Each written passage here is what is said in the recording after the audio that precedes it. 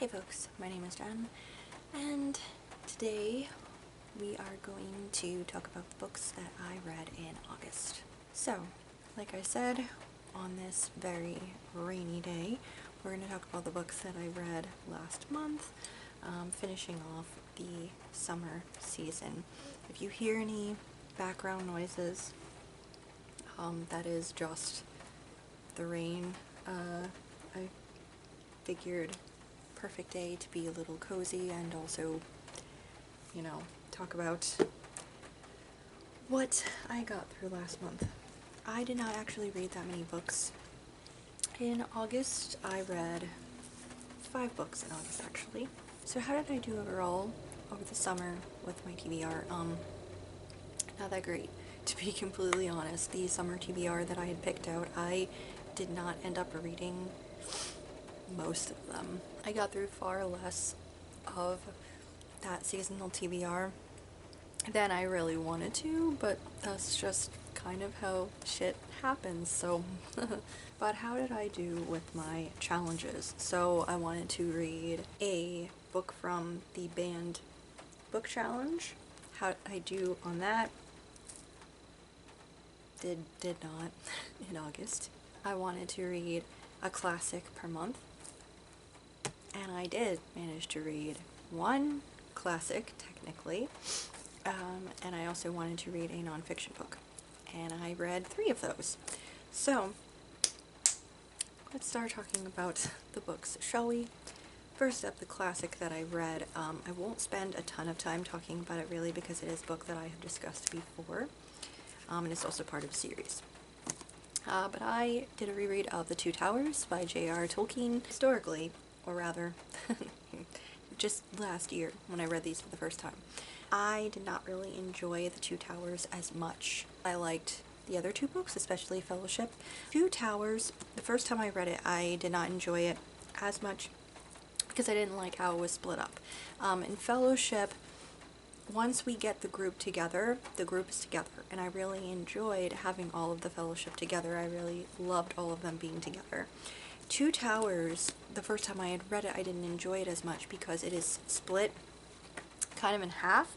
I didn't enjoy that much. Like, the first half was very interesting because it is dealing with the majority of the Fellowship, figuring out where things have gone off, and everybody's kind of split up here and there, all of that. But then the second half of the book is just following Frodo and Sam as they are off on their own and then meeting Gollum.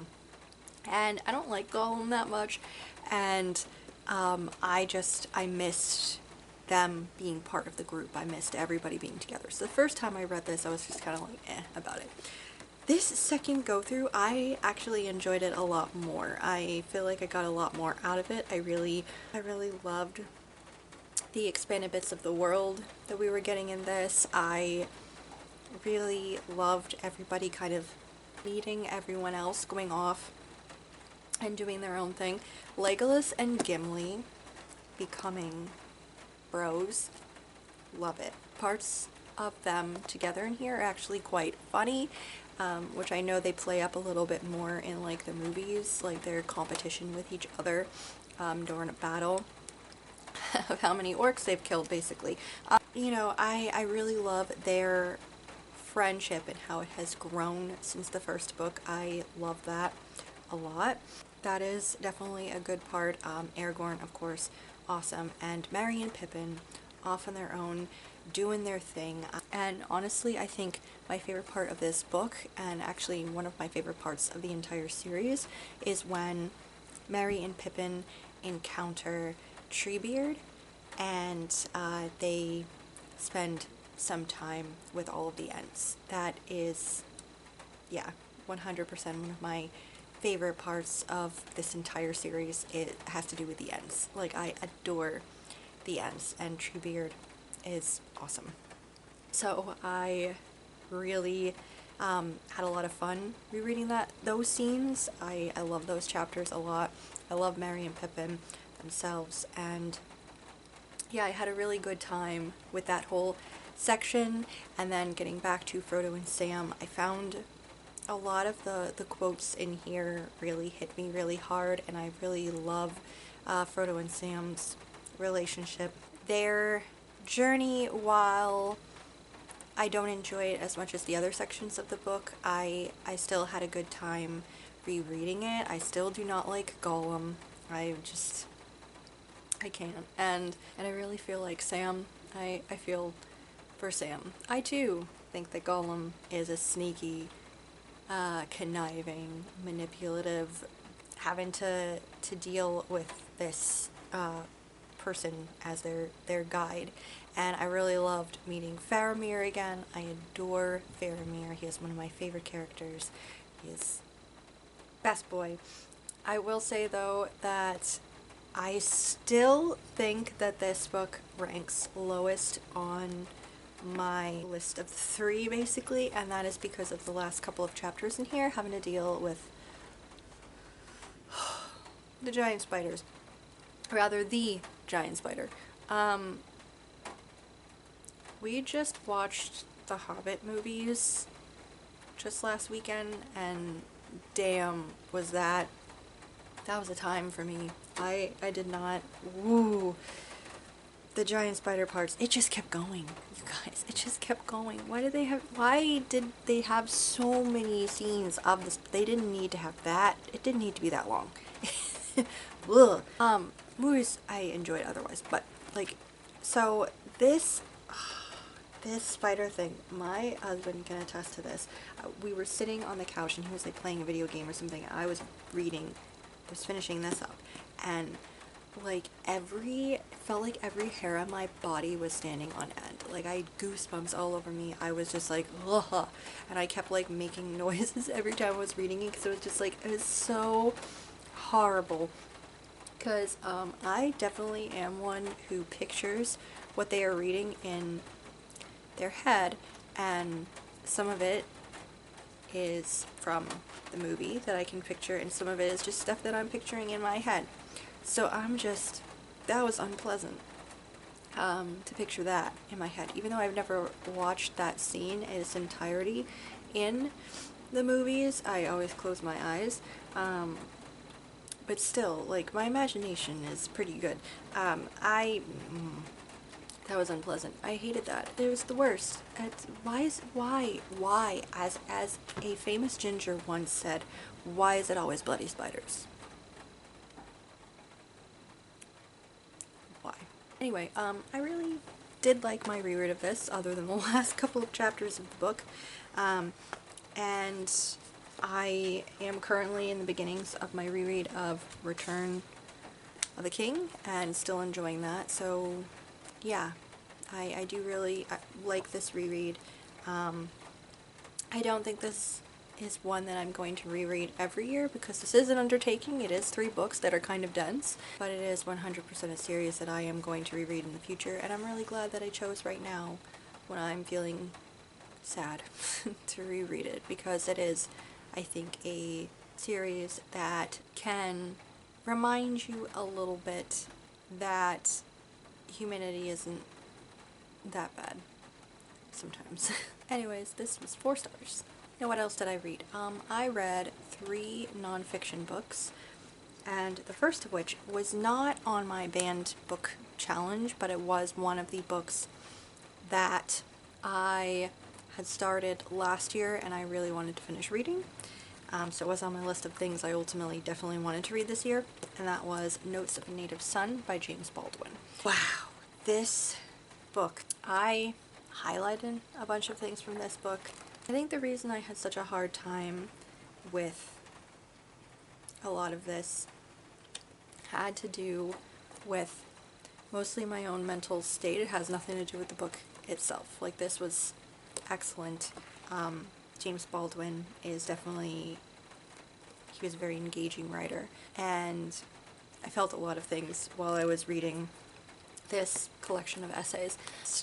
It is one of those things that when you are existing in society, especially right now, and especially everything feels in the world around you or just on social media, and it feels like every everything is just overwhelming. Reading something that is supposed to make you think a little bit more and cause emotions in you feels a bit overwhelming when you're already overwhelmed, I guess is what I'm trying to say. So that's why it took me a little while to get through this, because I was already upset with how things are, and this is just another level of, damn, everything really does suck forever, doesn't it? Because this was written in like the 50s, and here we still are. Fuck. This is a collection of essays that James Baldwin wrote. I think a lot of it is about existing as a young black man, or existing as a black person in general in the United States at this time period, and also existing in like New York and like Harlem at this time period, and then also existing once you get out of the United States, going to like France, Paris specifically. And it kind of goes that vein from talking about America to talking about Paris.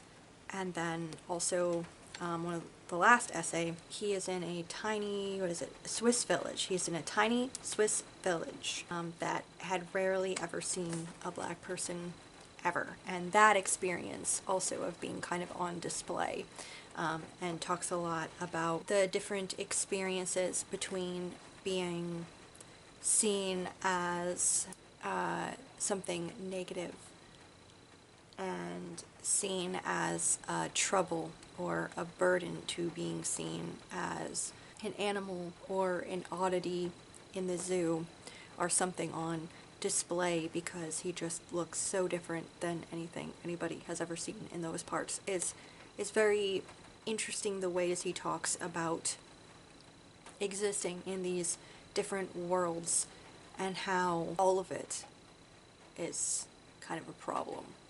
None of it is exactly where you would want to be existing as a person, even if some aspects of it are more favorable than others. It's still not great. Like I said, I highlighted a lot in here, lines that really just either found incredibly profound or relatable, or just powerful, in the sense that I was like, damn, he really just hit it right on the nose there.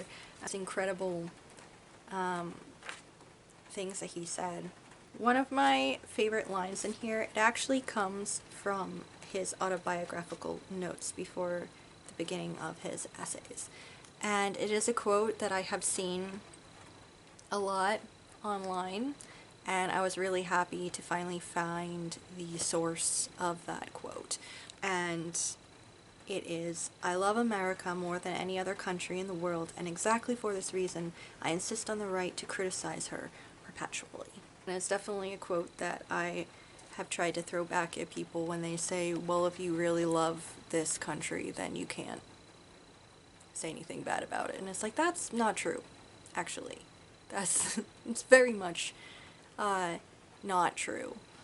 If you think about the country that you reside in, like you would think about a loved family member or a close friend, if they are doing something that is harming others, if they are not acting in the way that you know they can behave, like they are deep down a good person and you know that is how they should be, and they are doing the exact opposite of that, isn't it part of that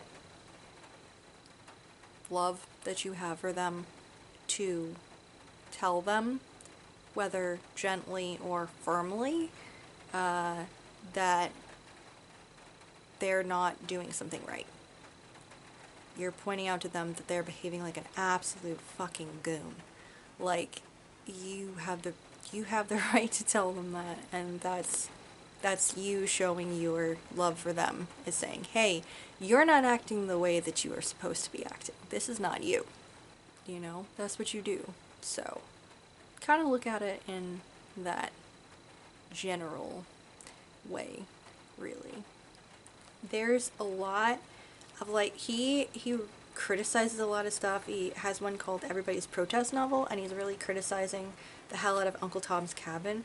To tell you the truth, and to tell you, I have never actually read that novel, because it has never been one of particular interest to me. I've heard, not really summaries of it, but I've heard the synopsis. I've heard a couple of scenes that happen and things like that, and it just kind of never felt like it was a novel that I particularly wanted to spend my time reading, because it just did not sound like my kind of cup of tea exactly. I quite honestly tend to not enjoy a lot of American novels written in the 1850s, 60s, 70s. I'm not a huge fan of them, because they all have this certain sickly, sweet, religious tone to them that I'm not trying to generalize and say all of them, but the ones that I have been exposed to, I don't particularly enjoy.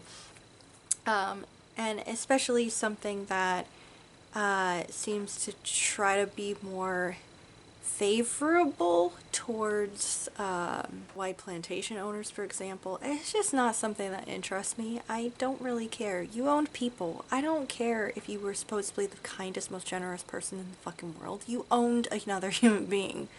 Rotten hell. Yeah, I haven't read Uncle Tom's Cabin. I can't say for certain that how he kind of felt about it and how it was looked at was the way, because I really haven't felt, and anyway, that's subjective. You know, how he would feel about it would be might be different or might be the same how I would feel about it, and that's everybody's opinion. How you feel about something, that's subjective. That's your own fucking opinion on it. Why are we all here in the internet talking about books and then listening to each other talk about books? It's all subjective, but interesting. So, here you are. But he says, Uncle Tom's Cabin is a very bad novel, having in a self-righteous, virtuous sentimentality much in common with Little Women, which is a book that I fucking hated, actually, so it's funny. Sentimentality, the ostentatious parading of excessive and spurious emotion, is the mark of dishonesty. The inability to feel, the wet eyes of the sentimentalist betray his aversion to experience, his fear of life, his arid heart. And it is always, therefore, the signal of secret and violent inhumanity, the mask of cruelty. Uncle Tom's Cabin, like its multitudinous, hard-boiled descendants, is a catalogue of violence. This is explained by the nature of Mrs. Stowe's subject matter, her laudable determination to flinch from nothing in presenting the complete picture. An explanation which falters only if we pause to ask whether or not her picture is indeed complete, and what constriction or failure of perception forced her to so depend on the description of brutality, unmotivated, senseless, and to leave unanswered and unnoticed the only important question, what it was, after all, that moved her people to such deeds. Damn. Then it really talks, he also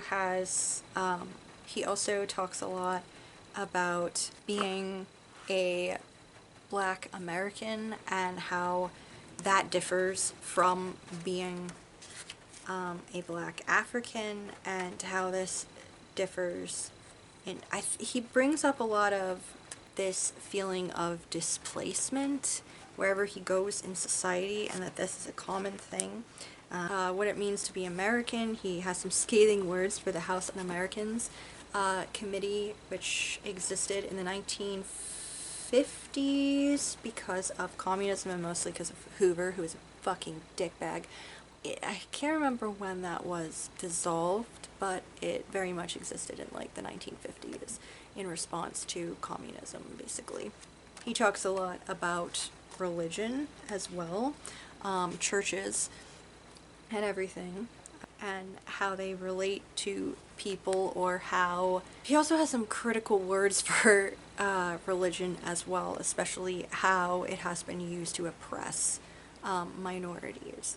Then he said this one quote at one point that I was like, damn. In America, the life seems to move faster than anywhere else on the globe, and each generation is promised more than it will get, which creates in each generation a furious, bewildered rage, the rage of people who cannot find solid ground beneath their feet. Damn. It's considered a rather cheerful axiom that all Americans distrust politicians. He has a lot that he talks about his family, especially his relationship with his father. Then this essay that he is talking about his relationship with his father, which is called Notes of a Native Son, and his relationship with his family, and also where he grew up and the struggles. He has this one line, he's talking about his dad. His dad was very sick and his mom's trying to put pressure on him to go visit him. He said, "I had told my mother that I did not want to see him because I hated him. But this was not true. It was only that I had hated him, and I wanted to hold on to this hatred. I did not want to look on him as a ruin. It was not a ruin I had hated.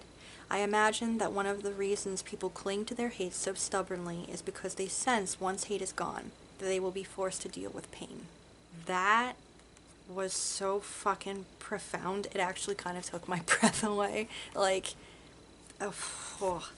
And then after that, he moves to Paris, and we get essays from his experience living in Paris, his experience, again, his identity, kind of seeing where he belongs and feeling like he did not really belong anywhere, and he wasn't the only American, nor the only Black American who had moved to Europe, especially France, and did not feel like they really belonged anywhere, because you were kind of a representation of America, but at the same time you're not, because you are separate from the rest of the American men that you might meet, especially when you're in your own home country and you're not really there.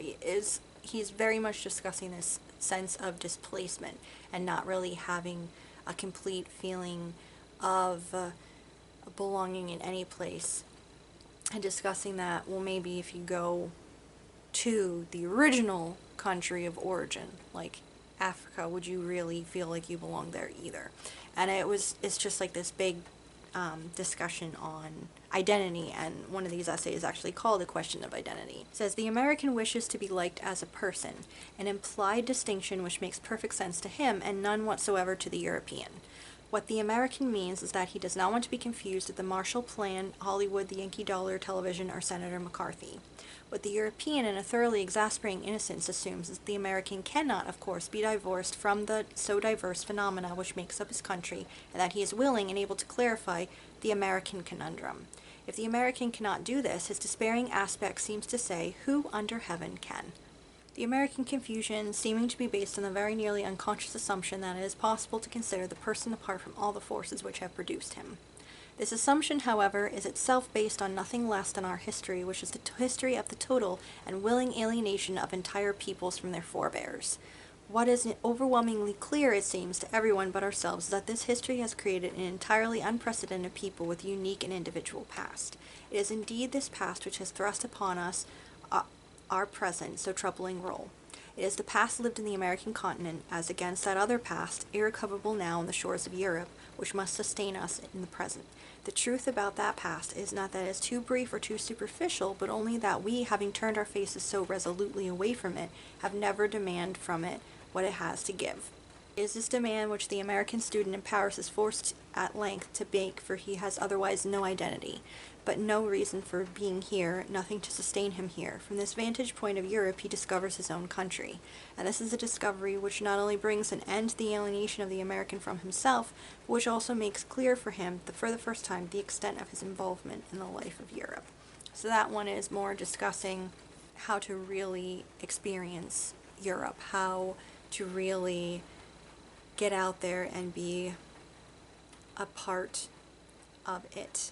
Like, if you're a student, this is mostly focusing on like students in Europe, specifically in like Paris and their experiences.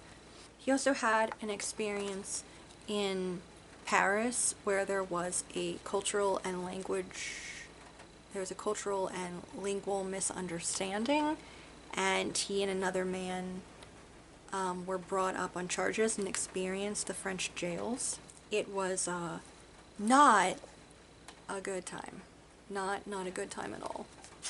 And he has some particularly like intense and scathing, but also at the heart of it maybe a little bit hopeful words for society, and especially like the American society at this time. Like I said, this is written in like 1955, I believe. and he's kind of discussing his experience in a Swiss village where he had been for a while, and his experiences of being kind of othered there, and again relating back to existing in America. And there's this whole section that he talks about this. When one considers the history of the Negro in America, it is of the greatest importance to recognize that the moral beliefs of a person or a people are never really as tenuous as life, which is not moral, very often causes them to appear. These create for them a frame of reference and a necessary hope, the hope being that when life has done its worst, they will be enabled to rise above themselves and to triumph over life. Life would scarcely be bearable if this hope did not exist. Again, even when the worst has been said, to betray a belief is not by any means to have put oneself beyond its power. The betrayal of a belief is not the same thing as ceasing to believe. If this were not so, there would be no moral standards in the world at all. Yet one must also recognize that morality is based on ideas, and that all ideas are dangerous. Dangerous because ideas can only lead to action, and where the action leads no man can say. And dangerous in this respect, that confronted with the impossibility of remaining faithful to one's beliefs and the equal impossibility of becoming free of them, one can be driven to the most inhuman excesses. The ideas on which American beliefs are based are not, though Americans often seem to think so, ideas which originated in America. They came out of Europe, and the establishment of democracy on the American continent was scarcely as radical a break with the past as was the necessity which Americans faced of broadening this concept to include black men. The idea of white supremacy rests simply on the fact that white men are the creators of civilization, the present civilization, which is the only one that matters. All previous civilizations are simply contributions to our own, and are therefore civilization's guardians and defenders. Thus it is impossible for Americans to accept the black man as one of themselves, for so to do so was to jeopardize their status as white men. But not so to accept him was to deny his human reality, his human weight and complexity, and the strain of denying the overwhelmingly undeniable forced Americans into rationalization so fantastic that they approached the pathological. At the root of the American Negro problem is the necessity of the American white man to find a way of living with the Negro in order to be able to live with himself. Damn. And also, I did say that where I know that this is culturally not an acceptable word now, but that is the word that James Baldwin used, and that was the word that was more socially acceptable at the time, I believe. So, yeah. But damn, these essays are like, they are intense. And I took my time reading through these, and it is one that I feel like I want to read again, maybe even a little more slowly. I have another book, Between the World and Me, which I had wanted to read around the same time that I was reading this, but I just didn't end up getting to it, and I'm thinking that I don't know if it's something that I will get to by the end of the year, but if not, I think next year I would like to reread this again and also read Between the World and Me at the same time, and just take my time with the two of those and see how they are, because I believe they are talking about a lot of the same things, but this was in 1955 and that one just came out like not that long ago. I want to say like within the past 5 to 10 years. So yeah, I think I want to do a more in-depth reading, because I did take my time with this, but I feel like, well, I did take in a lot of the message and the information. I feel like maybe if I read it again a little more slowly and actually talked about it with other people, I feel like maybe I would get even more out of his essays. So far I have read 2 books by James Baldwin. I have read this, and I have read one of his works of fiction, and I don't know which one I really prefer. I guess maybe his essays.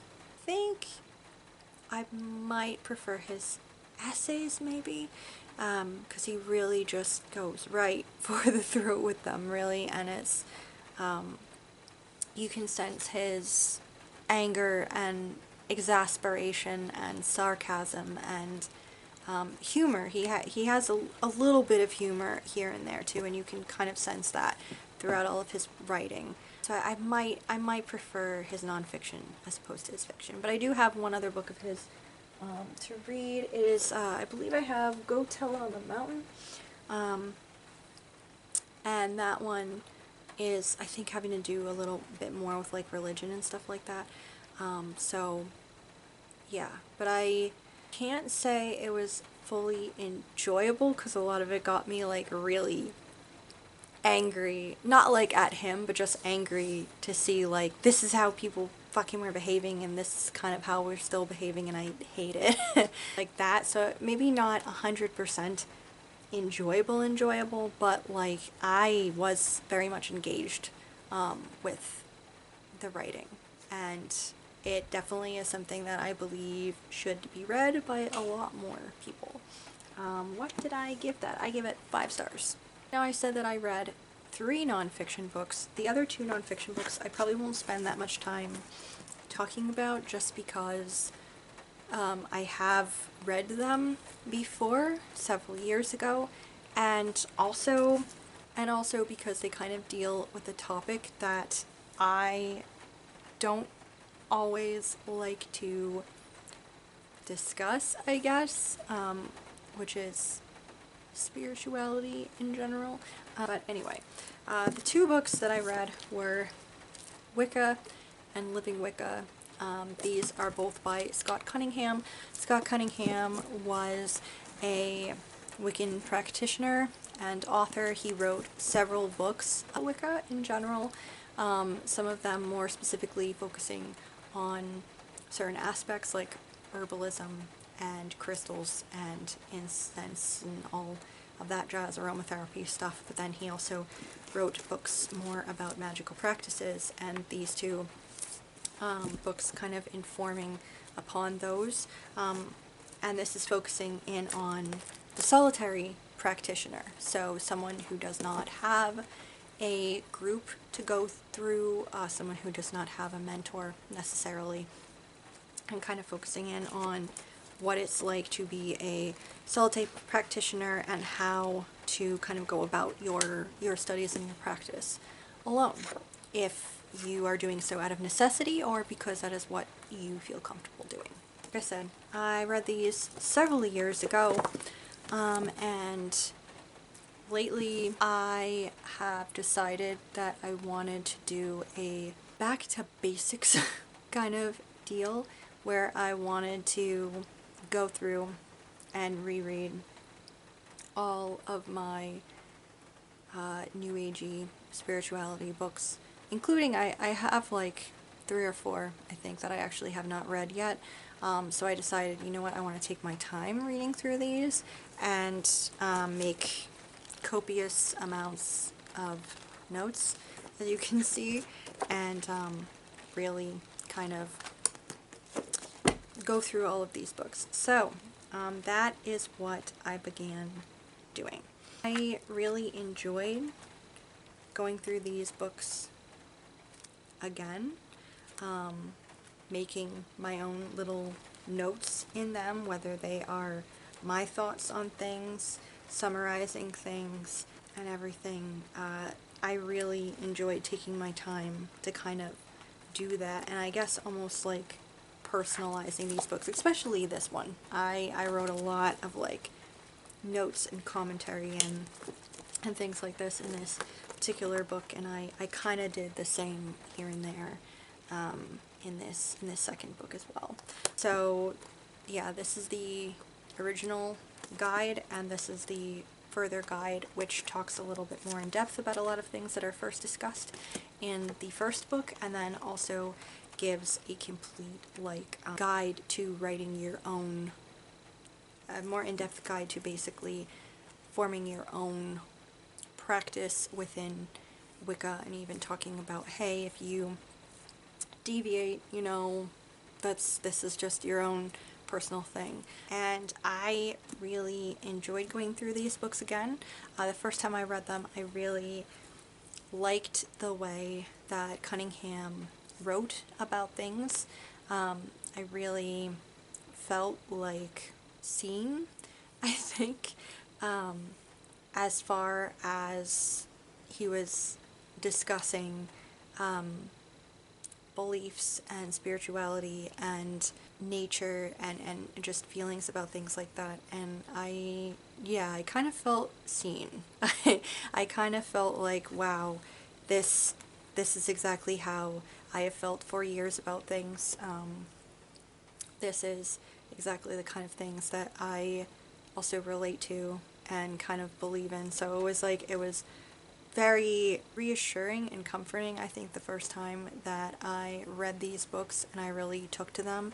And rereading them again, I did really kind of enjoy that. I really enjoyed these guiding words, basically, for study and for doing your own thing. There were even, and on this second reading, I actually thought a lot more about my own spirituality and path and everything. And the first time that I'd read these books, the message that I'd taken away from them was that, well, I guess I'm not really, I can't really count myself as Wiccan or anything necessarily, because I don't hold to these strict edicts or anything. And then reading them again, I really took the time to take the notes and read through everything a little bit more carefully and realize that's not what he said at all.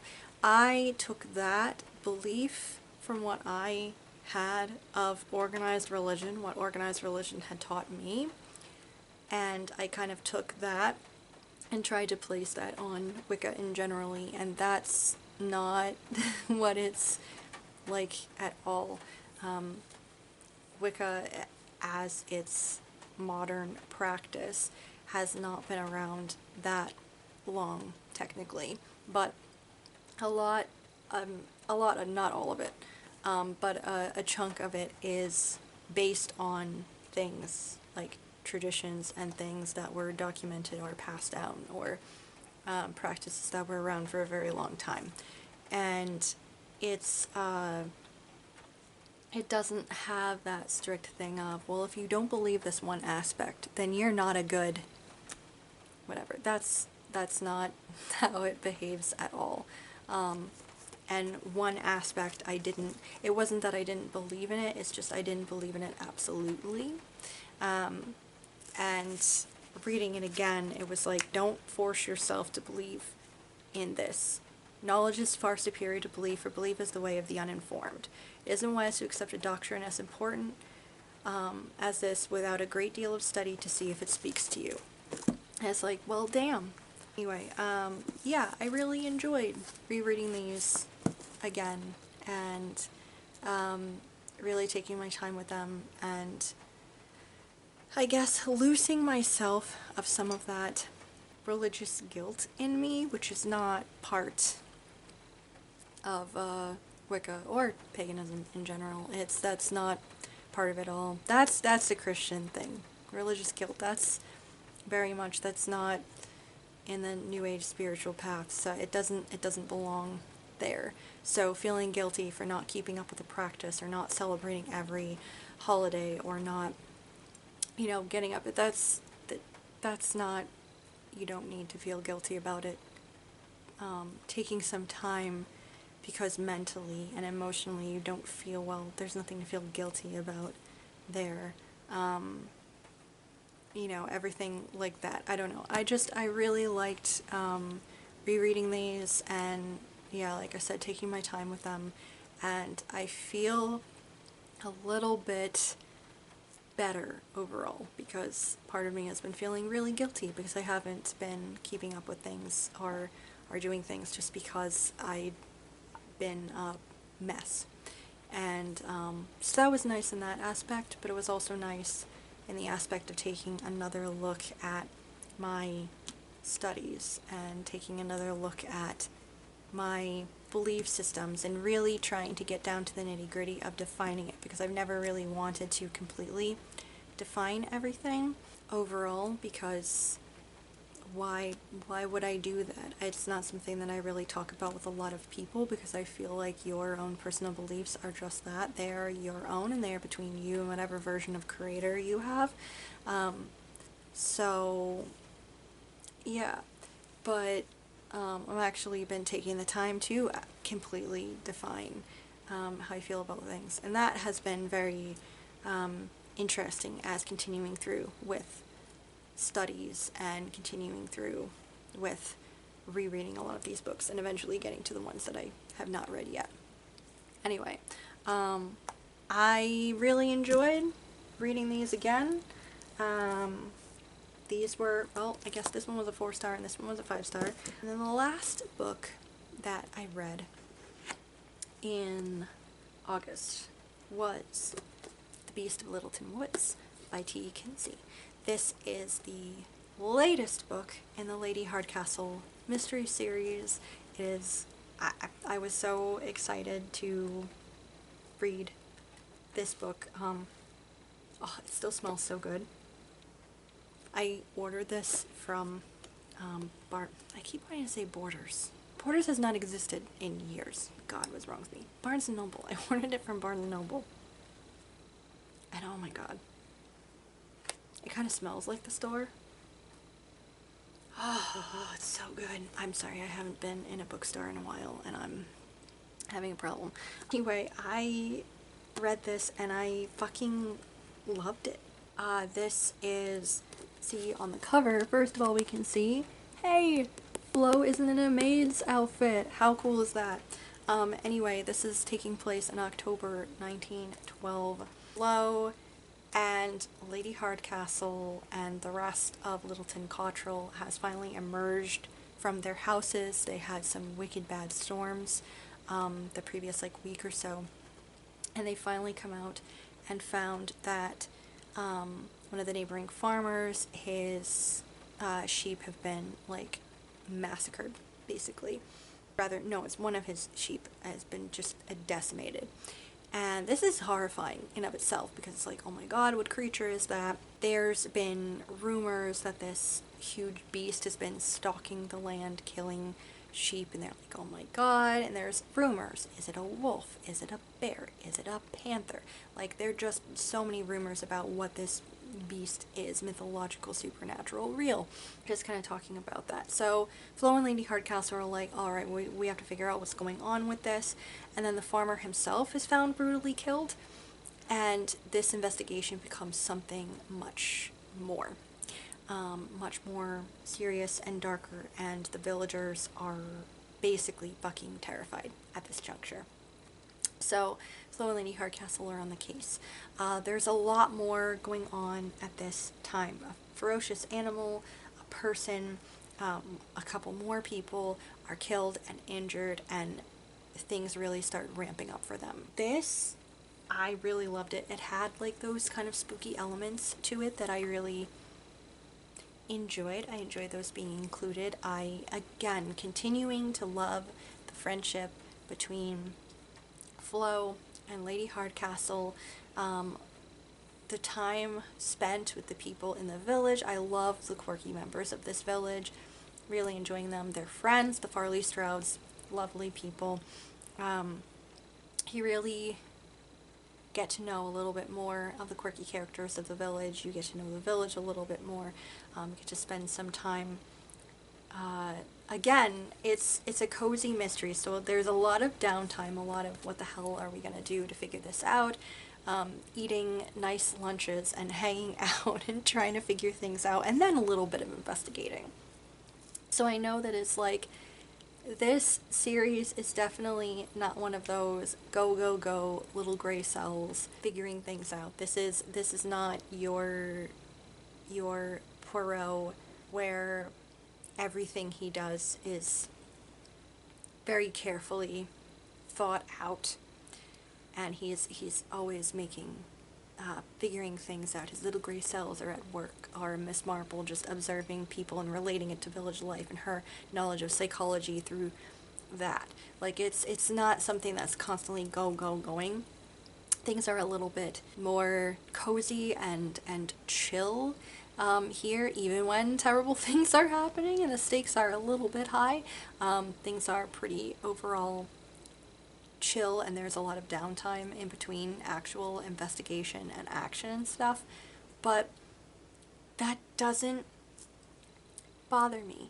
And I think I've talked about this before with this series, that if this were anything else, like I have tried a couple of other cozy mystery series before. I have tried one of them, I know there's more than one, which involves bakeries and bakers getting involved in murders somehow. And I've tried a couple of those. I've tried the Scottish quilting one. I've tried the one where the cat solves the mysteries.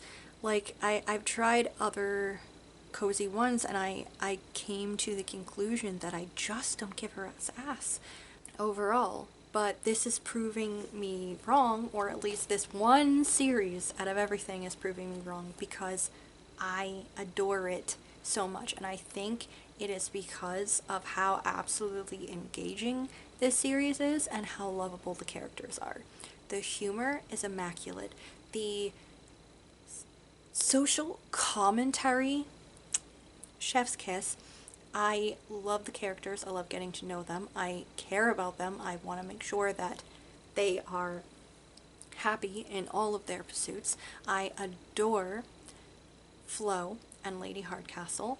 I love their quirky little house. I love their quirky little habits.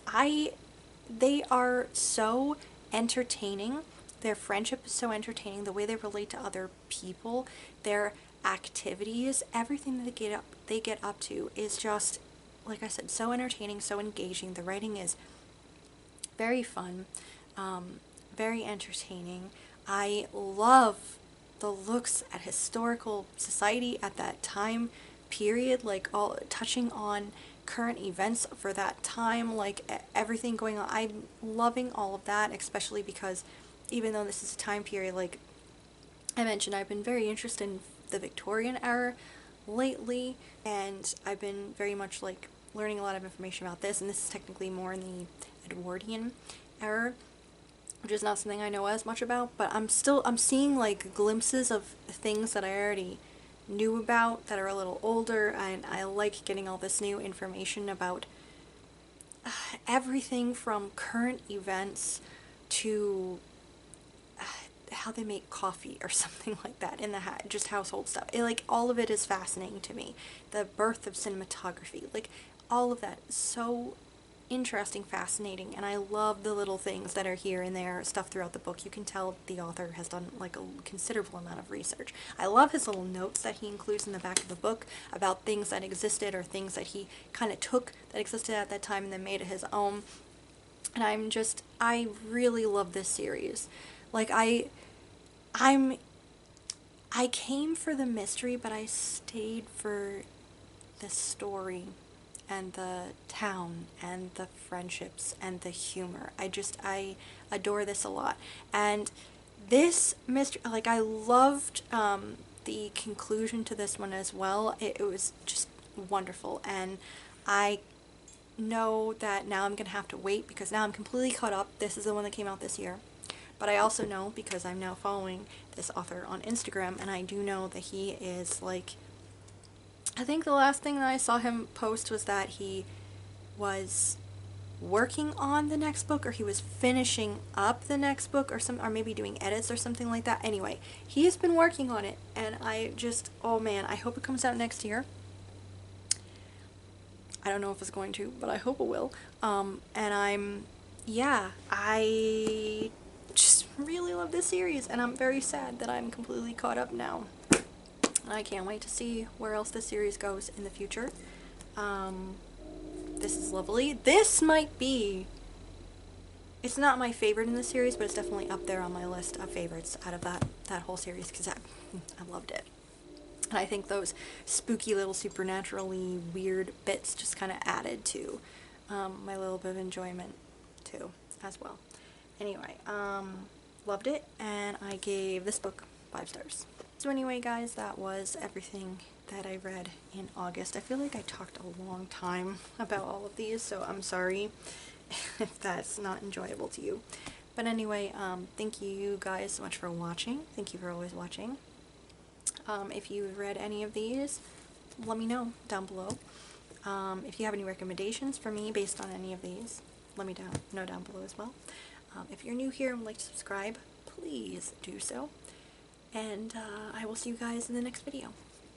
Bye.